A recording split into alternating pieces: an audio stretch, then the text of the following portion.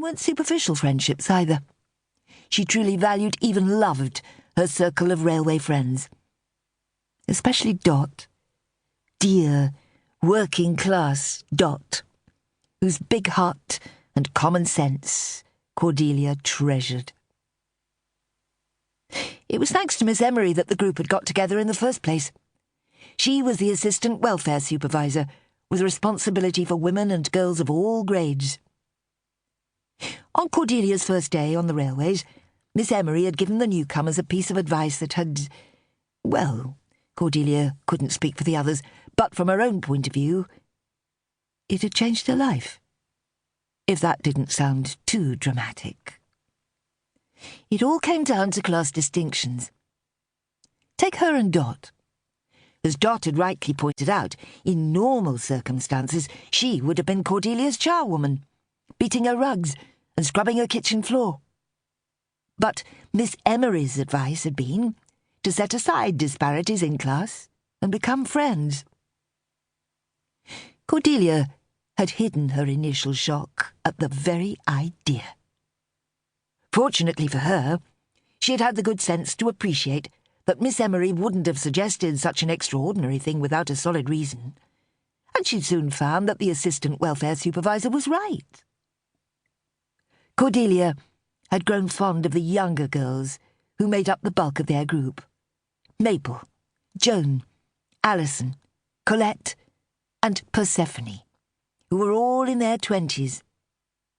She'd also developed a real rapport with Dot, who, like herself, was in her 40s, married and a mother, though Dot had 2 grandchildren as well. In recent weeks, their group had opened its arms to welcome newcomer Margaret, whom Joan knew from when the 2 of them had worked at Ingleby's before the war. If anybody, namely Kenneth, had ever doubted the sincerity and depth of the railway girls' friendship, Cordelia believed that a certain event at the beginning of the month had proved it beyond doubt. This was when she and Dot had had the honour of being mothers of the bride to Joan. There had been 4 mothers of the bride altogether, the other 2 being Joan's then landlady, Mrs. Cooper, and her fellow lodger, Mrs. Grayson, who had an unhappy past, involving a dead baby and an errant husband. Joan and Bob's wedding had been a touching and emotional occasion.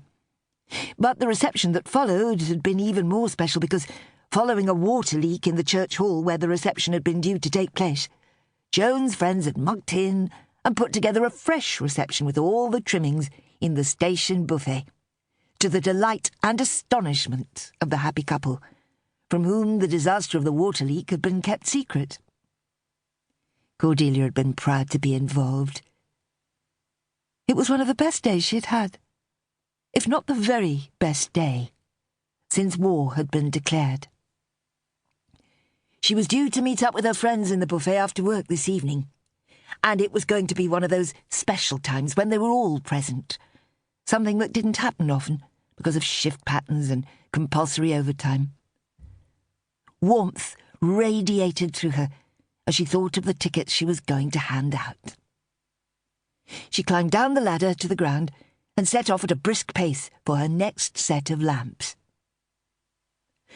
Sometimes she worked in the yards outside Victoria Station, removing, cleaning and replacing the side lights and tail lights on the wagons. Other times, like this week, she walked the line, cleaning the lamps along an allocated stretch of the permanent way. That brought another smile to her lips. To the rest of the population, it was the railway track, but she, being in the know, called it the permanent way. Just another tiny piece of knowledge that, added to all the others, made her feel professional, a feeling she very much enjoyed. She had married in 1920, and since then her life had revolved entirely around the home, which was only to be expected of a family such as theirs. But how wonderful it was now to have a life and a purpose outside the home. Her job was menial, according to Kenneth. People of our sort don't